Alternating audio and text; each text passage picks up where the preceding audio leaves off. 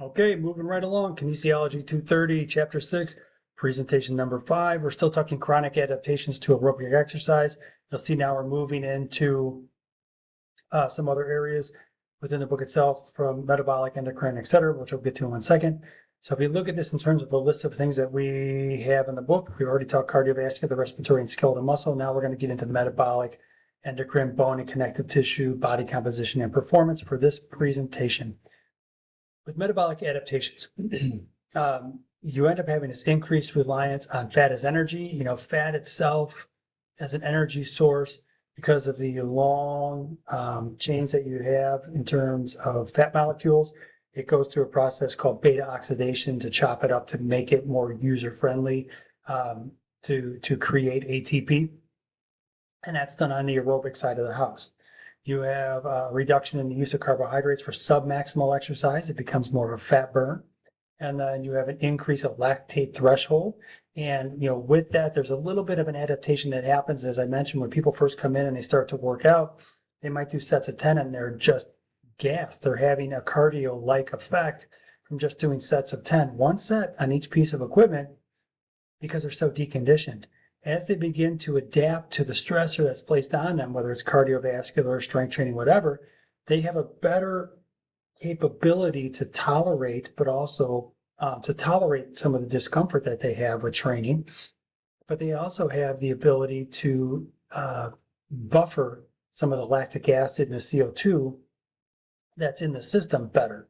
And you start to see this in terms of people being able to walk on a treadmill, to walking on a slight incline, to trying another piece of equipment, to maybe trying another piece of equipment at a higher intensity. And you start to see that they're able to add from 5 minutes to 7 minutes to 10 minutes, etc., because they're able to not only tolerate but buffer the lactic acid as well as other byproducts like CO2 in the blood itself. They get better at that kind of oxygen consumption side of the equation, that AVO2 diff that we talked about. The body becomes more efficient in terms of pulling more oxygen off the red line for the muscles. And you have a greater capacity to perform exercise at higher intensities for prolonged periods. And that's part of the adaptation of just getting accustomed to going through the process of having your body be more comfortable in that environment, but also having the ability to put a person through a workout and be able to understand that they have a cardio-like response in that moment, but it's really not a cardiovascular workout. You have to walk them through the process of being able to be able to understand what a cardiovascular workout is. So I put this in here in terms of the lactate threshold. Untrained individuals, the lactate threshold occurring at 50 to 60% of maximal aerobic capacity can increase their threshold to a range of 70 to 80, while aerobic endurance athlete who undertakes a fairly intense training with favorable genetic factors may have a lactate threshold of 80 to 90 of aerobic capacity. So notice in terms of workload, how when you take somebody through a workout, you might be able to take them up to like a 70 to 80% threshold. But whereas somebody who is a top-end athlete who has good genetics, they're going to be much higher. And they're going to be in like that 80 to 90 range. Now, the difference that you have is something where we can really see here in the AVO2 diff. And with the Fick equation itself, we talked a little bit about that in the previous presentation. The AVO2 difference can be a major contributor to improvement in VO2 max. And with chronic aerobic training itself, I'm right down here, the difference increases, particularly at maximal exercise. And this is accomplished by both adaptations in skeletal muscle, right? The muscle gets better at pulling off the O2 and being able to extract that oxygen, as they say here in the book, from the blood. And they're more effective at the distribution of blood flow towards the active tissue and away from the inactive tissue. So remember, you have this kind of parasympathetic sympathetic balance that has to happen in the fight or flight and rest and digest. Your body gets better at being able to shunt the blood correctly to service the muscles that are doing the work. And as a result, the muscles also become much more efficient at being able to offload or pull off the oxygen molecules during exercise to service the muscles themselves. So you have a couple things going on there in terms of adaptations. With hormone response itself, they list a few different responses here. It leads to blunted response and hormone release at same absolute level, etc. They have a couple things that they talk about in here in terms of training causes a reduction in the rise of plasma, epinephrine, and norepinephrine, and glucagon. Oh boy, told you I had trouble saying that one. Cortisol and growth hormone in a person who performs the same absolute level. So they have a few things in there that they go over. I would urge you to read through this and parse through it. But I don't think you're going to see a lot of it on the actual quiz itself or test itself. So maybe just kind of get a refresh on that and just kind of look through it.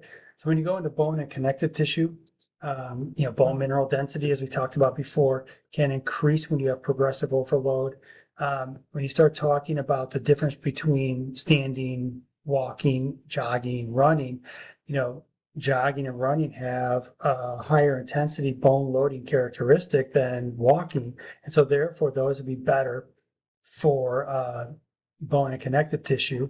Now they put in a book in terms of weight bearing plyometric training and aerobic capacity. Okay, so you could have some plyometric type of training per se, but that is not true aerobic training. So I thought the book was a little bit off on that.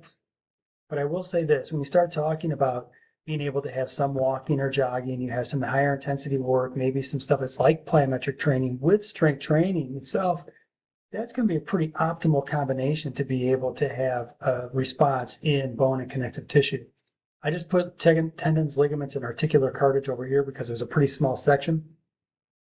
They do remodel in a response to mechanical stress.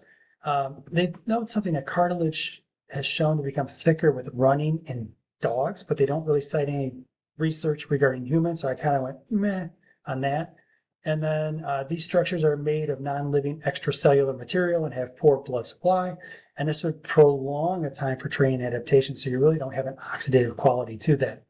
Now with body composition, obesity is an epidemic, it's a pandemic, for God's sakes, and it's directly related to any number of comorbidities or multiple chronic diseases.